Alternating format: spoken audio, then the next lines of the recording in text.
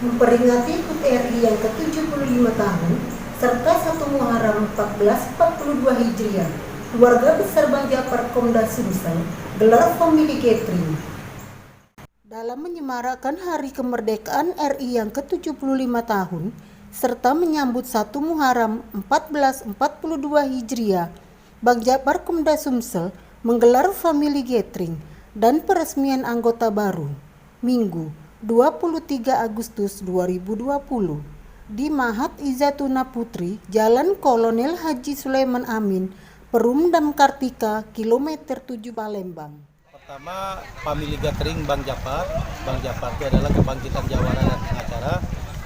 Terus ada lomba-lomba peringatan 17 Agustusan. Maka itu ada family gathering, mereka bawa anak istrinya.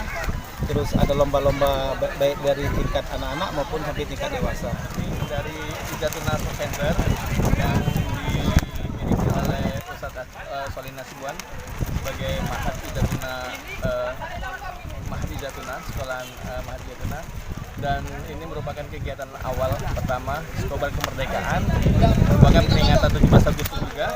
Jadi alhamdulillah seluruh klub perdana di bawah Sumsel melakukan Skobar perlombaan panahan di hari ini.